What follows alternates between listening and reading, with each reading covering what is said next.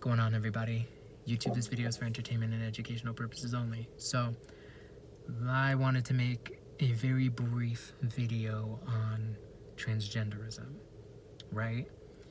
And a rundown of transgenderism, it's when your gender does not match the sex that you were assigned at birth. So you do something about it to align with how you feel internally. So when I was exposed to transgenderism sometime in elementary through the media, through TV, but it was always looked at as a terrible thing and that you should push it away for anyone who feels that way, as well as, if you ever come across somebody that is of that experience and how they are the P word. And in some cases, mentally ill and violent. And they need to be taken off the streets. So that was elementary to high school, and then came to college from 2016 to 2020. There wasn't much talk about transgenderism with where I was in university until about 2018. And then that year, I went on what would be considered summer break 2019.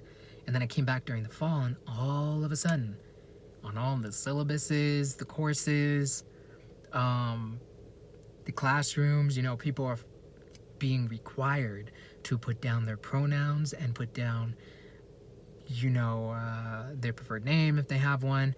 And I was in the theater program, and I believe I said this in a previous video, but, being gay, you were not in the minority, or whether you were, male, female. And then all of a sudden, like being gay or bi was you in the minority because everyone else was trans. At that time, it just seemed like everyone was like, oh, actually, I'm moving this way. And I was like, cool. But looking back now, it was so sudden. And I'm going to say out of the blue in the sense with the amount of people. Theater, stereotypes exist, so it is what it is, but I can wrap my head around like, okay, that kind of makes sense. But for the whole campus, where it's like, you look left, you look right, you look forward, you look back, transgenderism. Why? And it wasn't until later that I believe this was the case that it was. I think back also to the TV series Pose, and I think it was great, and I'm, grateful for the show. I loved it for the seasons that I watched, which predominantly had a black and brown cast. But why is that? We're the ones with the carbon. We're the ancient Aboriginal beings. We're the ones with the magnetism. So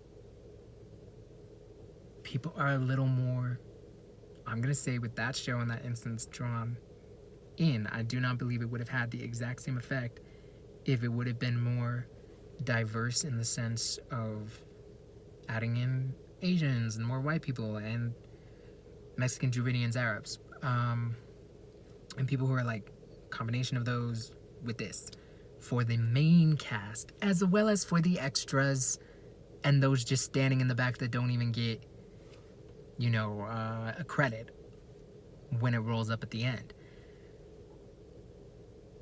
And I believe this show was a part of coming out during that time, and all these people identifying that way, and there being more protection for this group of people, and creating shows like this in an attempt to create more forgiveness and as much forgiveness as possible for when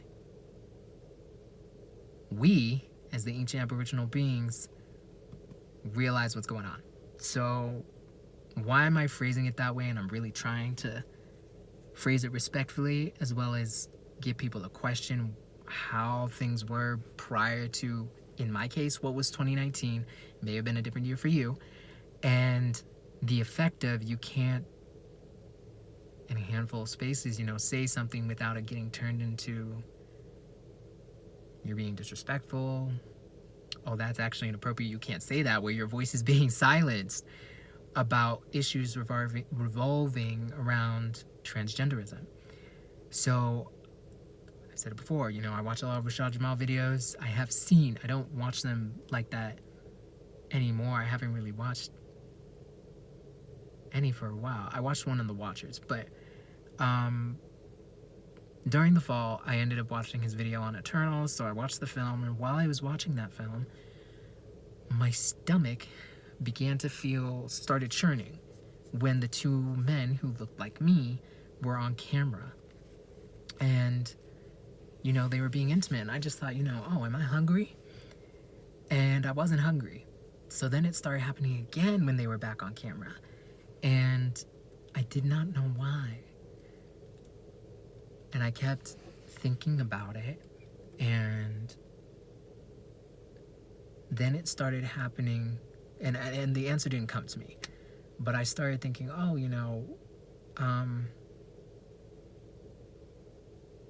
what is the reason for that? Is there a deeper reason as to me obviously not being hungry and not being sick? Like, why is it when it's only these two? It's not when anyone else was on camera.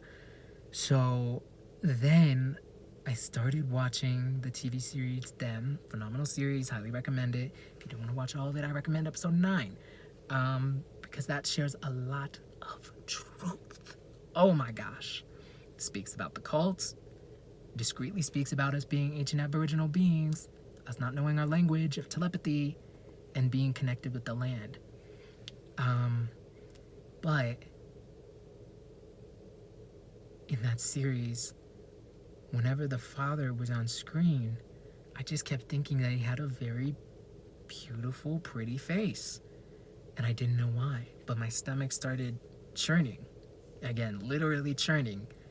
As distinct of a feeling when you are sick, and I want to be clear and make the distinction, I am not associating these people with like feeling ill. But it's as distinct and strong of a feeling when my stomach was churning like that. So, I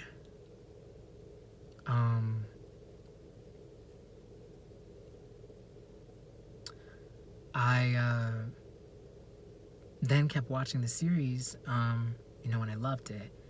And then this started happening more with YouTubers who did fitness videos or cooking videos, and it started doing the opposite with some of the women who are carbonated.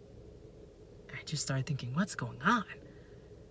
And then it hit me that for these people who are in these spaces, and again, I don't want to say it's for everyone and everything, but for the specific instances that I've shared, and for some of the other videos that I've seen, which then translated to my life. These black men, who, based off their appearance, I would assume that the dark matter energy in them came second, are in reality Anunnaki goddesses. These black women, who I would assume the dark matter energy in them came first, are actually Anunnaki gods. The dark matter energy in them came second. And making the distinction between really going within and asking, and it being revealed for those situations that I've shared and not shared, but who are prisoners of war, and they're moving that way because they are still a prisoner of war. And those, and they were born into a messed up, Zeus, Satan supporting family and bloodline. And then those who are not, prisoners of war, but are moving that way because they still support Zeus. It's a way deeper element and a part of our cosmic story than we think. How much more? Is it a part of our story? And if you don't want to say like story, a part of reality. I then started feeling this way with more of the 63 human beings that I was coming in contact with. So, and then seeing the distinction of certain people in the astrals. We're down here, they're a man. Up there, showing signs that you were assigned female at birth. Down here, you're a woman, you're showing signs up there that you were assigned male at birth. Like one, just with my mother straight up using the urinal. I was floored. I was unprepared for that. But apparently my spirit said, you're ready for this. I came back to my body and said, well, I don't know about that one. About being ready or not. But I do, with those that I have come in contact with, believe that I want to say all, but let's just say 99% of these 63 human beings, Caucasian, Asian, Mexican, Dravidian, and Arab, are transgender. You know, I don't know how they're doing it, and I don't know if they're doing medical procedures, but there's something. I believe it's also a part of the magic that is being used, and for whatever the reason, this is one of the things that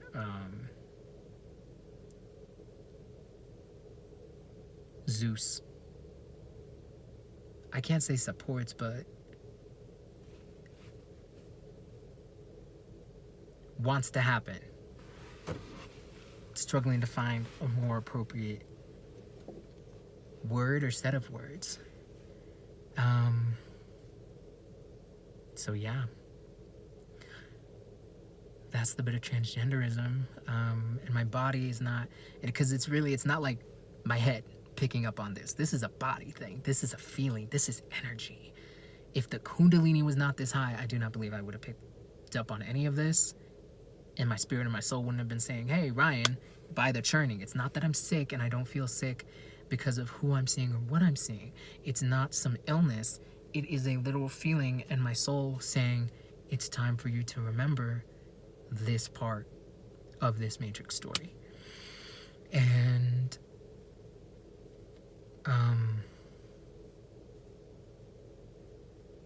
yeah, it's just, it was mind-boggling and blowing to me. Once I really started sitting with myself and then going back into yearbooks and looking back at these people who were moving one way who are moving another, and it's just now I can't unsee it and I can't unfeel the feeling. And I also want to add, you know, being here in Fort Collins, I've gone to Ram Band. If you know, you know. If you don't, you basically go down to the bars on Thursdays. It happens every Thursday, and for the past couple years I did it when I was going out. And you paid, it's either $10 or $12, and you drink free until midnight. So that was fun when I was drinking. Don't anymore. But I'm adding this because majority of the bouncers and bartenders when I was going are Pleiadian. This is a whole nother set of beings. They're not 63 human beings. They're not 93 being Anunnaki goddesses or gods.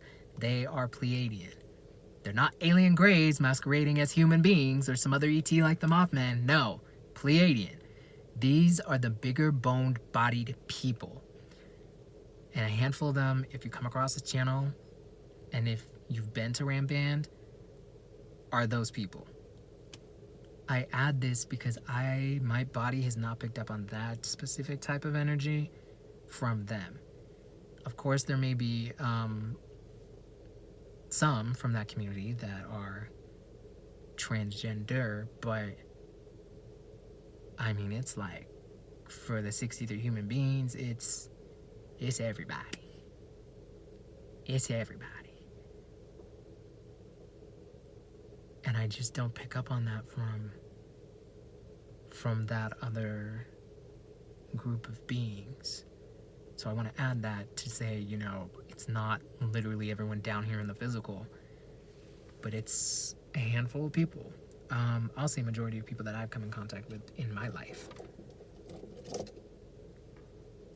And there's another reason as to why, so I have to ask myself, is this a part of the elements that, or not elements, but things that got those that left with Zeus, casted out? Was this a part of it? Did they start trying to move that way when we were on a higher vibration, in a different way that we haven't really seen now, but would fall under this same bubble? And did it potentially hurt themselves, someone else, or the environment that they were in? Did it throw off the balance of things? And were they upset when they invited people that they trusted in and were not received in the way that they wanted to be? It's something. Because I'm wondering if it started, then, or did it begin shortly after when they fell down to Mount Hermon? Because it's a part of our story, that's for sure. It is a part of our story. So I don't have the full knowledge as of today, or memory, I'll say memory, of how it all went down, but I do just want to share that and, give full credit to the Kundalini energy, because again, this has been played out in front of us our whole lives, and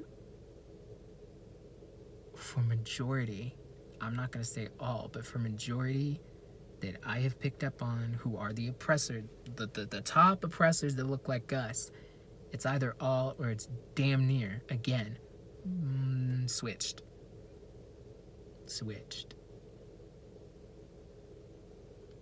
And I choose to believe that there's a deeper reason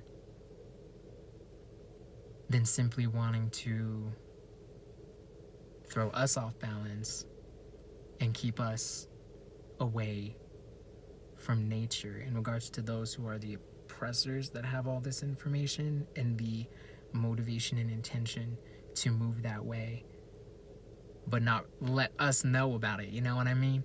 So that's this video.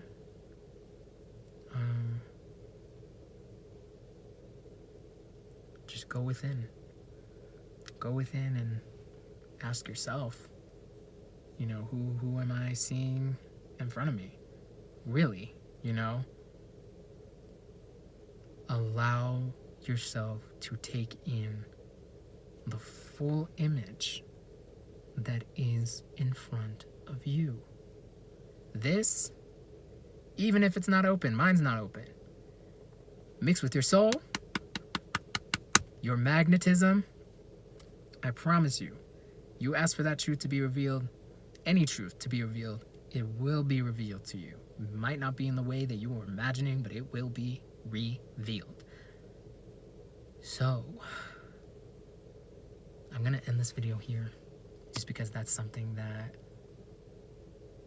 I started picking up on, just like, damn, all these people in my life who made fun of me for at the time when I identified as gay, or, when I was exploring my gender and identifying as non-binary, literally fall under this category.